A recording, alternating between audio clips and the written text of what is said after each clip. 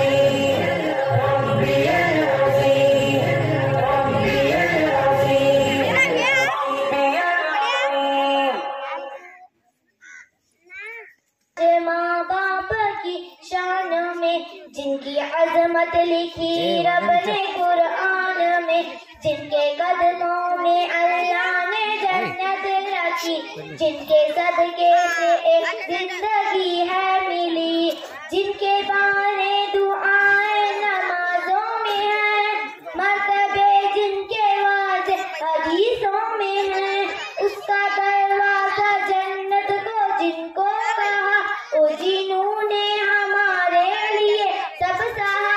वाकिया है कि एक बार दरबार में, यानी शाहे मदीना की सरकार में, एक सहाबी गए जाहिमा नाम के, एक सहाबी गए जाहिमा नाम के, जज्बा शौक़े शहादत का ओ थाम के, जज्बा शौक़े शहादत का ओ थाम के, अर्ज़ किया नबी हुक्म कीजिए जरा, आपके नाम पर जंग में जाऊंगा। सुन के आंखों ने पूछा ए बदला लिए, अभी माँ बाप में से कोई जिंदा है? कुरान में वजीफा लिख फरमाया खुदा है, माँ बाप की रजा को या अल्लाह की रजा है, नाराजगी से इनकी बड़ा होगा खसारा, नाराजगी से इनकी बड़ा होगा खसारा, करना नहीं नाराज कभी इनको खुदारा, माँ बाप नहीं मिलते दुनिया में दोबारा, दुनिया में दोबारा, दुनिया में दोबारा। खुदा मेरी तकरीर का माना है तकलीफी बात। रसूल सल्लल्लाहु अलैहि वसल्लम ने इरशाद फरमाए, जो शख्स इल्म की तलाश में लगे फिर इसको हासिल भी कर ले तो अल्लाह ताला इसके लिए 2000 लिख देते हैं। रसूल सल्लल्लाहु अलैहि वसल्लम ने फरमाए, एक पक्के मसाई का जानने वाला शैतान 1000 आबिदों से ज्यादा भारी है। और रसूल सल्लल्लाहु अलैहि वसल्लम ने जो शख्स इल्म की तलाश में लगे फिर इसको हासिल भी कर ले। खुदा हाफिज़। अस्सलामु अलैकुम रहमतुल्लाहि व बरकातुहू। मौलाया सल्ली व सल्लिम दाइमन अबदन अला हबीबिका खैरिल खल्क़ि कुल्लिहिम। मौलाया सल्ली व सल्लिम दाइमन अबदन अला हबीबिका खैरिल खल्क़ि कुल्लिहिम। ना कोई आप जैसा होगा, ना कोई आप जैसा था, ना कोई आप जैसा होगा, ना कोई आप जैसा था। कोई यूं सबसे पूछे मुस्तफा का हुस्न कैसा था, ज़मीन और आसमां में कोई भी मिसाल ना मिली। मौलाया सल्ली व सल्लिम दाइमन अबद अला हबीबिका खैरिल खल्क़ि कुल्लिहिम। मौलाया सल्ली व सल्लिम दाइमन अबद अला हबीबिका खैरिल खल्क़ि कुल्लिहिम।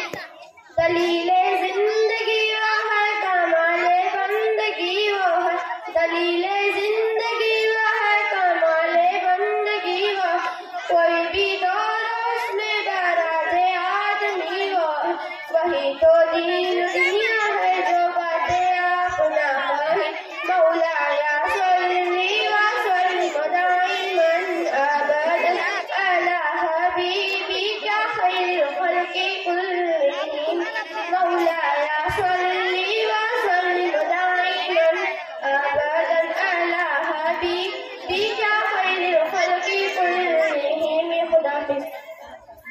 ये तो बहुत अच्छा है, तुम छोटी हो लेकिन बातें बड़ी अच्छी करती हो, इसी बहाने हम रिश्तेदारी भी निभा देंगे। मैं सभी बहनों को फोन करूंगी और मुझे पूरी उम्मीद है कि कोई भी आने के लिए मना नहीं करेगी। हाँ मुझे भी। ठीक है, अभी मैं फोन कर आती हूँ। बंद के कर रहे हो ने?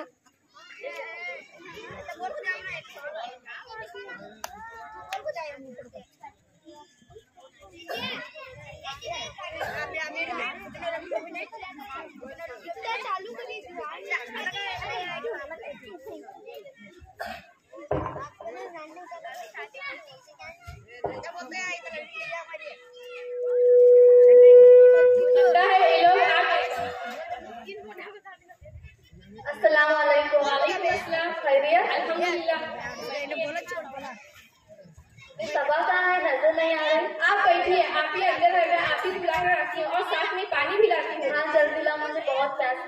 भी लाई। अस्सलाम वालेकुम। वालेकुम अस्सलाम। खैरियत? अल्हम्दुलिल्लाह। कितने दिन बाद मिले हैं हम लोग, मुझे तो यकीन नहीं हो रहा कि आप लोग आए हो। हाँ, हमें भी बहुत खुशी हो रही है। अरे जुबैरा नहीं होगा। अरे सना कहाँ है? पानी ला रही है, कुआं खोल रही है। अरे नहीं, अभी बुलाती हूँ सना।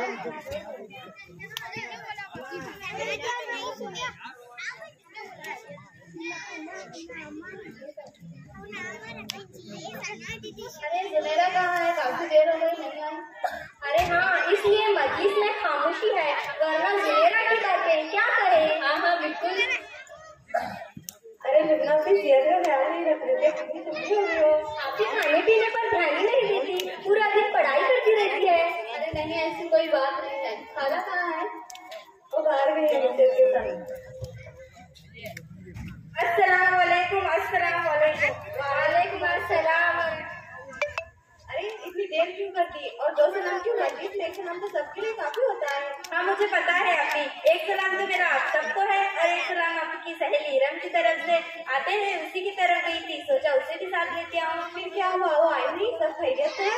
हाँ आपको तो पता है ना अभी, वो कहीं आती जाती नहीं, न किसी से बात करती है, वही पहले की तरह ना सलाम है ना सलाम है। अरे जुबैरा, क्या तुम्हें नहीं पता इस्लाम हमें सलाम करने के ताल्लुक से क्या रहनुमाई करता है? रसूलुल्लाह सल्लल्लाहु अलैहि वसल्लम ने फरमाया, जो अल्लाह के रहमत से सबसे ज्यादा करीब वो शख्स है जो सलाम करने में पहल करे। और हाँ, जब भी कोई हदीस सुनो तो इस पर अमल करने की कोशिश करो।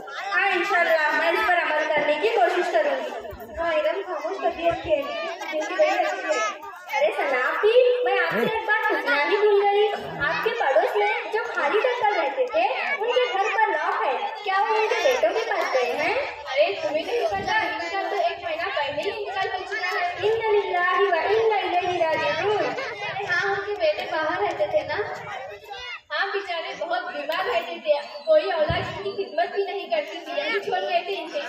आज लोग इस्लामी तालीम से कितने दूर हो गए हैं, जबकि वालिदैन की खिदमत का कितना बड़ा अज्र व सवाब है। हुजूर सल्लल्लाहु अलैहि वसल्लम ने फरमाया, उसकी नाक साफ आलूद हो। आप सल्लल्लाहु अलैहि वसल्लम ने ये बात 3 मरतबा फरमाई। फिर लोगों ने पूछा, ऐ अल्लाह के रसूल सल्लल्लाहु अलैहि वसल्लम, कौन जलील हो? आप सल्लल्लाहु अलैहि वसल्लम ने फरमाया, वो शख्स जिसने वालिदैन को बुढ़ापे की हालत में पाया हो और उन दोनों में से किसी एक को या दोनों को फिर उनकी खिदमत करके जन्नत में दाखिल ना हुआ हो। हाय अफसोस हमारी हालत जात पर, हमने वालिदैन की ऐसी कदर ही नहीं की जैसे कि उनका हक था। घर में सब कैसे हैं? अल्हम्दुलिल्लाह सब खैरियत से है। और वो मेरी कजिन आरिश है ना, वो तुम्हें बहुत याद करती रहती है। हाँ मैं भी आऊँगी इंशाल्लाह। अरे जुबैरा, तुम्हारे घर में सब कैसे चल रहा है? अल्हम्दुलिल्लाह सब ठीक है। और तुम्हारे रिश्तेदार वगैरह? हाँ सब ठीक है, लेकिन हमारे कुछ रिश्तेदार ऐसे हैं जो हमारी खैर खैरियत नहीं लेते, तो मैं सोच चुकी हूँ कि उनसे खैर ताल्लुक कर दूंगी।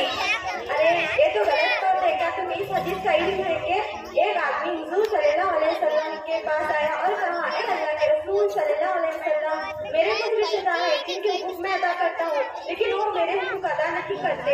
मैं उनसे सलूक करता हूँ, वो मेरे साथ बसलूकी करते हैं। मैं उनसे बर्दबारी से पेश आता हूँ, वो मेरे साथ जहालत बरतते हैं। तो आप सल्लल्लाहु अलैहि वसल्लम ने फरमाया, अगर तू ऐसा ही है जैसा वो कहता है, तो गोया तू उनके चेहरों पर साइड दे रहा है और अल्लाह ताला तेरा इनके मुकाबले तेरा हमेशा का मददगार रहेगा जब तक तू इसी हालत पर कायम रहेगा। हाँ मैं इनसे सलाम कलाम तो कर लूंगी, लेकिन मैं इनकी कभी मदद नहीं करूंगी। अरे जुबैरा, क्या तुम नहीं चाहती कि तुम्हें दुगना अजर? वो कैसे? हुजूर सल्लल्लाहु अलैहि वसल्लम ने फरमाया, गरीबों को दिया जाने वाला सदका सिर्फ सदका है जब रिश्तेदारों को दिया जाए, इसमें 2 चीजें, एक सदका देना और दूसरा रिश्तेदारी निभाने का सवाब। इसीलिए रिश्तेदारों को सदका देना और उनकी मदद करना है। अच्छा हुआ आपने मुझे बताया, वरना मैं क्या कर गुजरती। आपी, हमारी पड़ोस की चाची की तबीयत बहुत ही नासाज है। तुम्हें कैसे पता? मैं अपनी किचन की तरफ गई थी और बहुत सी आवाजें आ रही थी, इसलिए मैंने फोन करके पता कर लिया। मैं सोच रही थी क्यों ना हम सब मिलकर इन्हें मिलने जाए। क्यों नहीं, हम जरूर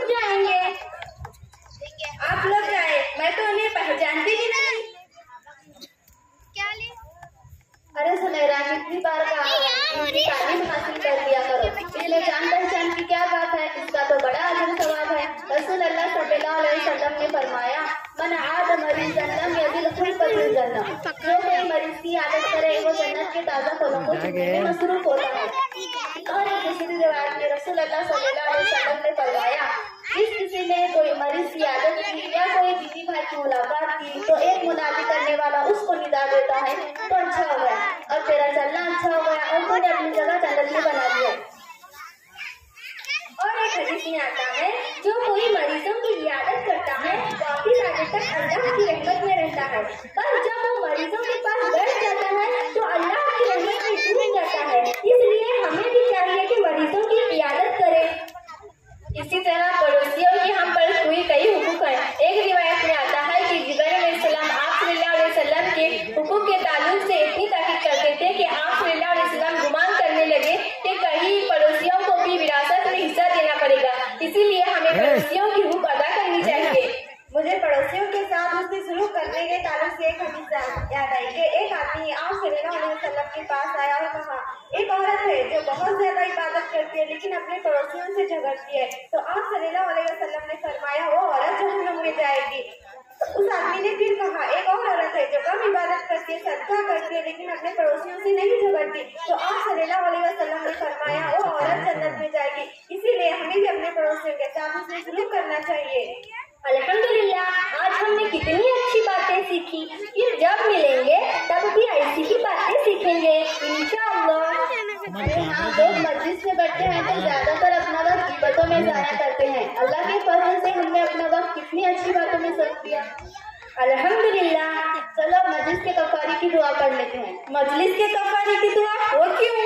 ये तो हमारे नबी करीम सल्लल्लाहु अलैहि वसल्लम का तरीका था कि वो किसी भी मस्जिद से उठने से पहले ये दुआ पढ़ लेते थे और वो इसी तरह मौके का भी सजा देते हैं। सुब्हानल्लाह व बिहम्दिही, सुब्हानकल्लाहुम्मा व बिहम्दिका, अशहदु अन ला इलाहा इल्ला अंता, अस्तगफिरुका व अतूबु इलैक। चलो हम सब चलकर चाची की आदत करते हैं। अस्सलामु अलैकुम व रहमतुल्लाह। हदीस नंबर 1, इन्नमल अमालु बिन्नियात, खैरुल कमालात नियतों पर है। हदीस नंबर 2, अद्दीनु नसीहतु, दीन का एक वाहिद काम है। हदीस नंबर 3, अस्सलातु नूरुन, नमाज नूर है। हदीस नंबर 4, असदकु बुरहानुन, सच्चा दलील है। हदीस नंबर 5, असब्रु जियाम सब्र। वरहमतुल्लाहि वबरकातुहू। नहमदुहु व नुसल्ली व सल्लिम अला रसूलिल करीम, अम्मा बाद। अऊज़ु बिल्लाहि मिनश शैतानिर रजीम। ऐ लोगों, क्या तुम्हें पता है कि जन्नत कहाँ पर है? ऐ लोगों, क्या तुम्हें पता है कि जन्नत कहाँ पर है? जन्नत आसमान पर है। उसके ऊपर तले 8 दरजे हैं और 8 ही दरवाजे हैं, यानी 8 जन्नतें हैं। इसकी खूबियाँ अक्ल से बाहर हैं। अल्लाह का प्यारा इसमें दाखिल हो गया तो फिर कभी बाहर निकाला नहीं जाएगा। रहमत आलम हुजूर सल्लल्लाहु अलैहि वसल्लम फरमाते हैं कि अल्लाह ताला ने अपनी ताबेदार बंदों के लिए जन्नत में ऐसी नियामतें तैयार कर रखी हैं, न किसी आंख ने देखी, न किसी कान ने सुनी और न किसी आदमी के दिल में इनका ख्याल गुजरा। फरिश्ता ऐलान करेगा, ऐ जन्नतियों, तुम्हारे लिए ये बात मुकर्रर हो चुकी है कि तुम हमेशा जवान और तंदुरुस्त रहोगे, कभी बूढ़े और कमजोर न होगे और न कभी मरोगे। हमेशा आराम से रहोगे, कभी कोई तकलीफ को न देखोगे। जन्नत में नहीं। इरशाद फरमाया अल्लाह ताला ने कि हमने जिस जन्नत का वादा अपने ताबेदार बंदों से किया है, उसकी एक हालत है कि उसमें बहुत सी नहरें तो ऐसे पानी की है जिनमें जरा बर फर्क न होगा, और बहुत सी नहरें दूध की है जिनका जायका जरा भर कभी बदला हुआ न होगा, और बहुत सी नहरें शराब की हैं जो पीने वाले को मजेदार मालूम होगी, और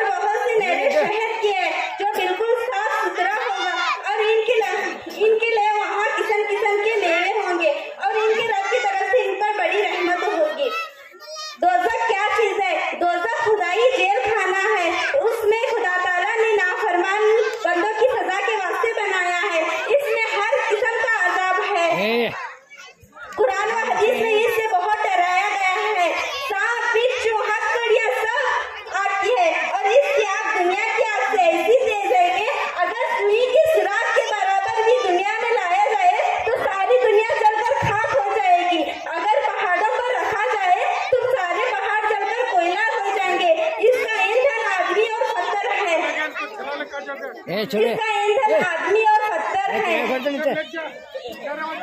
खुदा ताला ने इससे बचने की बहुत ताकीद फरमाई है, तो हर आदमी को चाहिए कि इससे बचने की कोशिश करे और अपनी औलाद, बीवी, अजीज, अकरबा, बल्कि मुसलमानों बल्कि काफिरों को भी इससे बचाने की कोशिश करे। दीन का इल्म सीखे और दुनिया को भी सिखाए और आलिमों से दीन की बातें पूछकर इस पर अमल करने की कोशिश करें। दोज़ख कहाँ पर है? दोज़ख जमीन के नीचे है, उसके ऊपर तले 7 दर्जे हैं और 7 ही दरवाजे हैं और 7 दोज़ख हैं।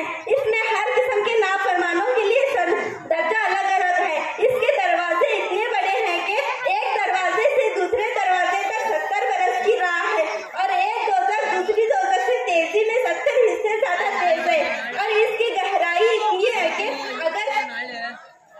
अगर एक बड़ा भारी पत्थर इसके नीचे फेंका जाए तो 70 बरस तक चलता रहता है और तब कहीं इसके नीचे पहुंचे।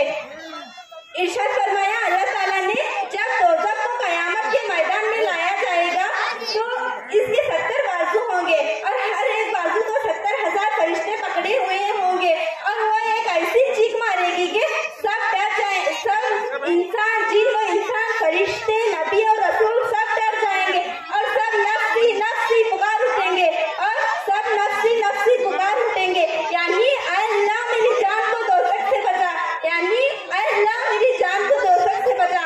उस वक्त कोई ऐसा न होगा जो किसी की कुछ मदद कर सकेगा और हमारे हजरत मोहम्मद मुस्तफा सल्लल्लाहु अलैहि वसल्लम या रब्बी उम्मती उम्मती फरमाएंगे, यानी ऐ अल्लाह मेरी उम्मत को दोज़ख से बचा, यानी ऐ अल्लाह मेरी उम्मत को दोज़ख से बचा। इतना कहकर मैं अपनी तकरीर को एक अशर करना चाहती हूँ। सुभान अल्लाह, क्या शान है रहमत की, सुभान अल्लाह, क्या शान है रहमत की और क्या चाहत है उम्मत की, और क्या चाहत है उम्मत की। मदीना दूर है,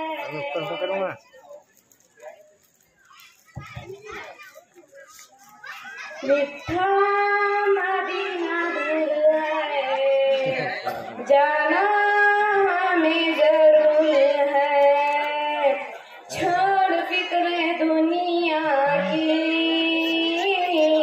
चल मदीने चलते हैं, छोड़ फिक्रे दुनिया की, चल मदीने चलते हैं।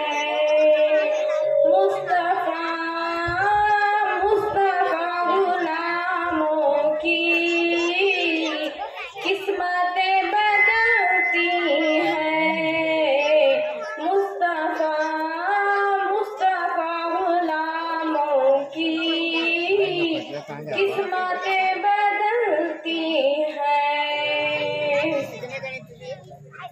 उनके दरबार से जब भी मैंने पंजतन के वसीले से मांगा, उनके दरबार से जब भी मैंने पंजतन के वसीले से मांगा, लिल्ला को बुला लीजिए, लिल्ला को बुला लीजिए। अस्सलामुअलैकुम वरहमतुल्लाहि वबरकातुहू। छोड़े वनुसल्ली वसल्लिम अला रसूलिहिल करीम, अम्मा बाद। तुम्हें इधर आओ। अऊज़ु बिल्लाहि मिनश शैतानिर रजीम, बिस्मिल्लाहिर रहमानिर रहीम। मेरी तकरीर का उन्वान है कयामत। हजरत हुज़ैफा बिन हुसैन गफ़ारी फरमाते हैं कि एक दिन हम आपस में बात कर रहे थे तो नबी करीम सल्लल्लाहु अलैहि वसल्लम ने पूछा कि तुम क्या बात कर रहे हो? तो हमने अर्ज किया हम कयामत के बारे में बात कर रहे हैं। तो नबी करीम सल्लल्लाहु अलैहि वसल्लम ने फरमाया कयामत उस वक्त तक नहीं आ सकती जब तक कि तुम कयामत से पहले इन 10 निशानियों को न देख लो। तो हमने अर्ज किया वो क्या है? तो आप सल्लल्लाहु अलैहि वसल्लम ने हमें इन 10 निशानियों के बारे में बताया। हजरत हुज़ैफा फरमाते हैं कि वो 10 बड़ी निशानियां ये हैं। नंबर 1, सूरज का मगरिब से तुलू होना, यानी आमतौर पर सूरज मशरिक से निकलता है, लेकिन जब कयामत करीब आ जाएगी तो सूरज मगरिब से निकलेगा और तौबा का दरवाजा बंद कर दिया जाएगा। नंबर 2, ताबतुल अर्ज़, ताबतुल अर्ज़ जो कि बड़ी अजीब व गरीब किस्म का जानवर है, वह लोगों से बातें करेगा। इसके पास हजरत मूसा अलैहिस्सलाम का आसा और हजरत सुलेमान अलैहिस्सलाम की अंगूठी होगी। वो लोगों पर निशान लगाएगा। हजरत मूसा अलैहिस्सलाम के आरसे से वो मोमिन पर निशान लगाएगा और उन्हें जन्नत के बगीचे सुनाएगा और जन्नत की खुशखबरी सुनाएगा। और हजरत सुलेमान अलैहिस्सलाम की अंगूठी से वो काफिरों पर निशान लगाएगा और उन्हें जहन्नुम की बगीचे सुनाएगा। नंबर 3, दज्जाल का निकलना, जो कि खुदा होने का दावा करेगा। वो इसके एक हाथ में जन्नत और दूसरे हाथ में जहन्नुम होगी। वो लोगों को जन्नत और जहन्नुम बांटेगा। जिसे वो जन्नत कहेगा वो जहन्नुम होगी और जिसे जहन्नुम कहेगा वो जन्नत होगी। वो लोगों के सामने आसमान से पानी बरसाएगा और मुर्दों को जिंदा करेगा। नंबर 4, हजरत ईसा अलैहिस्सलाम का दुनिया में तशरीफ लाना। नंबर 5, याजूज माजूज का निकलना। याजूज माजूज हजरत नूह अलैहिस्सलाम के बेटे याफस की औलाद है। नंबर 6, दुखान यानी धुआं का निकलना। दुनिया में इतना धुआं फैल जाएगा कि लोगों को कुछ नजर नहीं आएगा और लोग बड़े परेशान हो जाएंगे। इस धुएं से दुनिया में बड़ी इस धुएं से बड़ी बीमारी फैल जाएगी। नंबर 7वीं, 8वीं और 9वीं निशानियां ये हैं कि 3 ऐसे ज़लज़ले आएंगे जमीन में कि जमीन जगह जगह से फट जाएगी और एक मगरिब में, एक मशरिक में और एक जज़ीरतुल अर्ब में। 10वीं और आखिरी निशानी ये है कि एक आग मुल्क यमन से आएगी जो सबसे आखिरी और लास्ट निशानी होगी। इसके बाद कयामत आ जाएगी। दुनिया में कोई नेक इंसान नहीं रहेगा।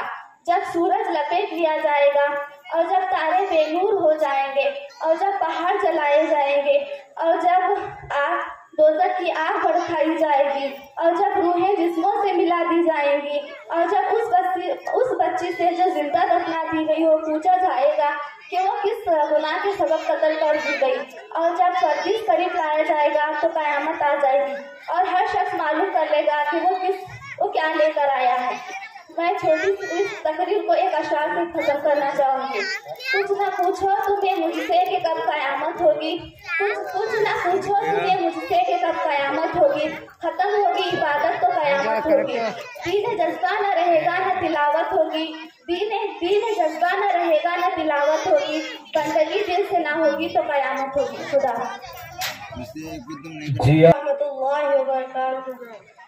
मौला मौला मौला मौला मौला मौला मौला मौला मौला मौला मौला मौला मौला मौला खुदा नाराज़ हमसे जुलूस को मनाते फकत सजदा ही करना है।